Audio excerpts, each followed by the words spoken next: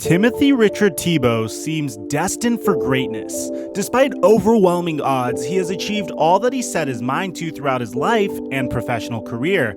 And yet, each achievement feels somehow incomplete. He led the Denver Broncos to a dramatic playoff win in January of 2012. But that playoff win would be the peak of his short NFL career in just his second season in the league. As a professional baseball player, Tebow has not gotten the call up to the major league for a regular season game yet. While his minor league stats are not great or even good, the fact that he made a professional roster after not playing organized baseball in over 10 years is nothing short of amazing. But Tim Tebow has been beating the odds since the moment he was conceived. What's going on, guys? Your boy Mike here, and today we're going to be diving into the rise and fall of Tim Tebow in the NFL. Before we get to the content, guys, a lot of my content might not be shown to you due to demonetization politics, which means that I might not get paid for some of my videos, but YouTube will also not recommend those videos to you guys. Because think about it, if YouTube can't make money off of the video, why would they recommend it to you? So in order to kind of bypass that, please leave a like, subscribe, and turn on my notifications. And also check me out in my social media in the description down below, mainly my Twitter, my Instagram, and my Twitch. Now that we got all that out of the way, break!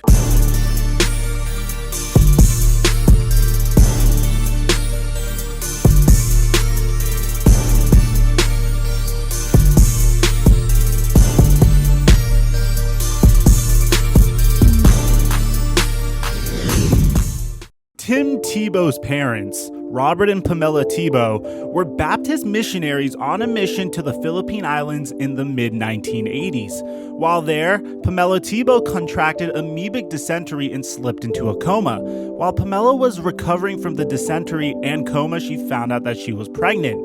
The medication she was prescribed during her recovery caused a severe placental abruption. Doctors feared the baby would be stillborn and recommended an abortion. Abortion, however, was illegal in the Philippines at the time, and was also against the Tebow's Christian beliefs. They chose to have the baby, and Timothy Richard Tebow was born at a hospital in the capital city of Manila on August 14, 1987. Young Timmy and his family lived in the Philippines until he was 3 years old, and then they moved to Jacksonville, Florida. Tim and his 4 older siblings were all homeschooled, their parents instilling in them their strong Christian beliefs. Tebow began his high school football career at Trinity Christian Academy in Jacksonville, where he played tight end.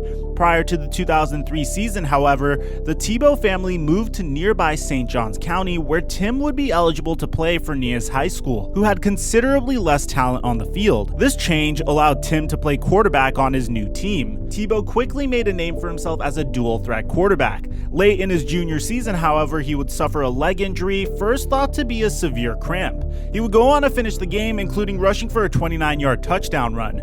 After the game, it was revealed that he was actually playing on a broken fibula. The injury ended his junior season, but Tebow was still named Player of the Year for the state of Florida and garnered attention from major college football programs. Tebow went off during his senior season in high school. He passed for 3,302 yards and 31 touchdowns while running for 1,163 yards and another 21 touchdowns on the ground. Tebow led the Nias Panthers to the state championship that season and was named to the All-State team. He was also named Mr. Football in the state of Florida, as well as repeating as Florida's Player of the Year. He also earned an invitation to the U.S. Army's All-American Bowl, which was televised nationally. And then came decision time. Where would Tim Tebow play his college ball? Tebow's parents were both graduates of the University of Florida, where they had met. Despite this, Tim entertained offers from other football programs, including the University of Alabama. Ultimately, the decision to play for the Florida Gators was made because of the Gators coach Urban Meyer and his spread offense. During his freshman year, despite his strong showing in summer workouts before the start of the season, Tebow was named backup to Chris Leak for his freshman season. That's not to say he didn't contribute, because Coach Meyer was able to quickly find a spot for Tebow as a wildcat quarterback, as much a threat to run the ball as he was to throw it. He was inserted into the game against Southern Miss in a goal line situation, and on his first collegiate play, ran for a touchdown on a designed QB run. The following week, he led the Gators in rushing against UCF. The 2006 Florida Gators were not going to be stopped, rolling all the way to the BCS National Championship game. Tebow, despite not starting, was instrumental in this game as well. He accounted for 2 touchdowns, 1 passing and 1 rushing, in the Gators' 41-14 rout of the Ohio State Buckeyes to win the national championship. Tim Tebow was riding high going into his sophomore season. Coming off of his national championship game MVP performance, Chris Leak had gone on to the NFL draft. That meant that Tebow was now the Gators' starting quarterback. Although questions of his accuracy still lingered, Tebow would put those questions to bed quickly. In the first game of the season against Western Kentucky University, Tebow would go 13 of 17 for 300 yards. Later in the season against arch rivals Florida State, Tebow would throw 3 touchdown passes while rushing for 2 more. In the third quarter of that game, he sustained a right hand injury, which was his non-throwing hand because he was left-handed, but went on to complete the game. It was later revealed that he played the entire fourth quarter with a fractured hand. That's just the type of competitor that Tim Tebow is. Tebow's numbers for his sophomore season were amazing. He passed for 3,286 yards and 32 passing touchdowns against only 6 interceptions. Add to that his rushing numbers of 895 yards and 23 touchdowns on the ground, which is the most rushing touchdowns by a major conference player in the nation, regardless of position, and he's the only player in college football history to score 20-plus touchdowns, both passing and rushing, in the same season. His efforts in 2007 earned him first-team All-SEC and first-team All-American honors. He also won the Davey O'Brien Award for the nation's best quarterback, the Maxwell Award for best offensive player, and the Heisman Memorial Trophy as the nation's best player. He was the first ever sophomore to earn the honor. At the time, no freshman or sophomore had ever won the award. Before his junior season began, Coach Myers stated publicly that he would like to use a 2-quarterback system for the 2008 season to relieve some of the workload off of Tebow's shoulders. He had led the team in passing and rushing the previous season, but as the season progressed, that plan didn't pan out, and again, Tebow led the Gators in both passing and rushing in 2008 for the second year in a row. The team rallied around Coach Meyer and Tim Tebow and put together another spectacular season, going 13-1 and defeating Oklahoma to win their second BCS national championship in 3 seasons. Tebow was named the game's MVP. Tebow repeated as Maxwell Award winner, becoming only the second player in college football history to win the award twice. In Heisman voting, Tebow garnered the most first-place votes but ultimately finished third behind Sam Bradford and Colt McCoy, narrowly missing becoming the second ever 2-time Heisman Trophy winner. Immediately after the national championship win in January, Tebow announced that he had decided to return for his senior season at Florida. His senior season would prove to be more of the same Tebow magic. Early in the season, Tebow failed to throw a touchdown pass in a victory over Tennessee, snapping a streak of 14 games with both a passing and rushing touchdown. This was the longest streak in college football history at the time, and despite his tough style of play and his double duty as both a passer and a runner, Tebow hadn't missed a single game in his career due to injury. Midway through his senior season, however, that almost changed. In a game against Kentucky, he was tackled hard by a UK defender and fell backwards into Florida offensive lineman Marcus Gilbert's knee. Tebow's head hit Marcus's brace really hard, and then he fell to the ground. He was helped off the field and immediately vomited. A CT scan later revealed it to be a mild concussion. Luckily for Tebow and Florida fans, the following week was a bye week, and he was clear to play by the start of their next scheduled game. During the annual game against rival Georgia, Tebow ran for his 50th and 51st rushing touchdowns of his career, passing former Georgia great Herschel Walker for most rushing touchdowns in a career in the SEC. His senior season was another great one for Florida, who was in the middle of one of the best runs in college football history. The team again went 13-1 for the season, with their only loss coming against Alabama in the SEC championship game. The loss prevented them from reaching the BCS National Championship game for the second year in a row and third time in Tebow's 4 years.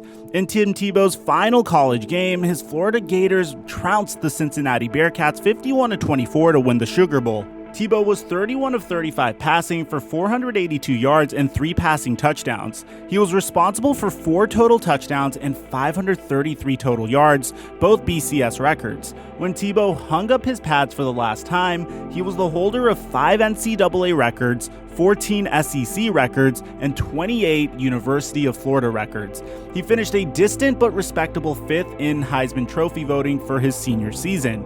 And then came time for the NFL Draft. Despite Tim Tebow's amazing college career, there was still doubt as to how his skills would translate to the NFL. Most analysts agree that he was not accurate enough to be a pro quarterback, despite ending his college career as the SEC all-time leader in passing efficiency and completion percentage. His rough style of play, willingness to give and receive a hard hit, and his running style all spelled doom in the bigger, faster, and stronger NFL. Even though he was a former Heisman Trophy winner, there was still doubt as to whether anyone would risk a first-round pick on Tebow. There was also talks of teams drafting him as a tight end. In the end, the Denver Broncos took a chance on him and picked him with the 25th pick of the first round in the 2010 NFL Draft. Head coach Josh McDaniels said that Tebow had all the traits you look for in a quarterback. Tebow began his NFL career as a backup, finding playing time in 6 games before being named the starter for the final 3 games of his rookie season. He was mostly used in what Denver called their wild horse offense, which is the mile-high take on the Wildcat offense, which used a running back at quarterback.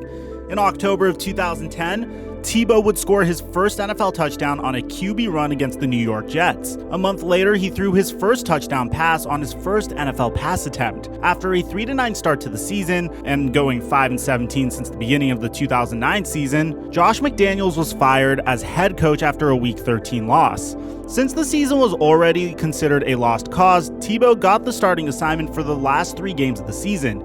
He became the first QB in NFL history to rush for a touchdown in each of his first 3 career starts. He finished the season with 654 yards passing, 5 touchdowns and 3 interceptions. He also ran for 227 yards and 6 TDs, and the Broncos just finished the season 4-12. But that firing of Josh McDaniels would prove to be the beginning of the end of Tim Tebow. But for now, his job was secure as the backup to Kyle Orton in the 2011 NFL season. But when Orton and the Broncos started off the season 1-4, Orton was quickly benched and Tim Tebow took over the offense. Tebow, a fan favorite despite lingering criticism about his accuracy and mechanics, played well enough to lead the team to the AFC West title with just an 8-8 overall record. During the season, Tebow managed a 6-game winning streak that cemented his place as a starter. With Tebow under center, the Broncos played their first playoff game since 2005 when they took on the Pittsburgh Steelers in the wild card round. In the first half, Tebow threw and ran for a touchdown, and the score was deadlocked at 23-23 as the fourth quarter ended. The Broncos won the overtime coin toss, and on the very first play of overtime, Tim Tebow would give us the greatest play of his entire NFL career. Tebow would connect with Demaryius Thomas on a 80-yard touchdown pass to win the game. The pass was the longest scoring play in NFL playoff overtime history and also put Thomas at 240 yards receiving for the game, a Broncos franchise record.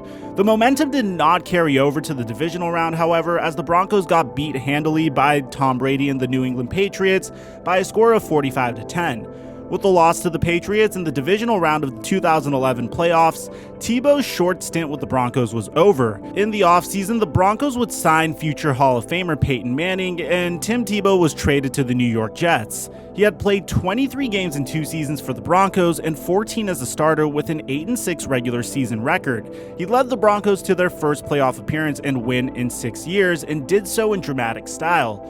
But his trade to the Jets would spell the beginning of the end for him, as his flawed mechanics proved to be too much for him to overcome. When the Jets traded for him, head coach Rex Ryan announced that Tebow would play mainly as a gunner on special teams plays. To his credit, Tebow played hard on every single down that he played for the Jets, but unbeknownst to him, his career in the NFL was almost over. Tebow only started 2 games at quarterback for the Jets, making just 8 pass attempts and 0 touchdowns. He also rushed 32 times, but also did not reach the end zone rushing. At the end of the season, Tebow was released by the team. The following season, in 2013, Tim would sign a 2-year contract with no guaranteed money to play for the New England Patriots as a backup to Tom Brady. Although he played in every single preseason game, Tebow was cut from the team before the start of the season. In 2014, he stepped away from the game to try his hand at broadcasting with the SEC network, although he kept the door open that he could return to the NFL. In 2015, Tebow signed with the Philadelphia Eagles to compete for the third-string quarterback position. He played in all 4 preseason games, but was released before the start of the season.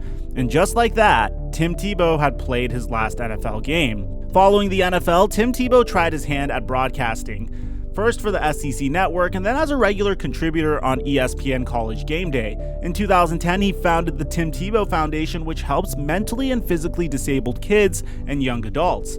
He has also continued to be an advocate for Christ and vocal about his Christian beliefs. He has also become a sought-after motivational speaker. After his NFL career was over, Tebow decided that he wanted to be a professional baseball player. Shortly after, it was announced that he had signed a minor league deal with the New York Mets.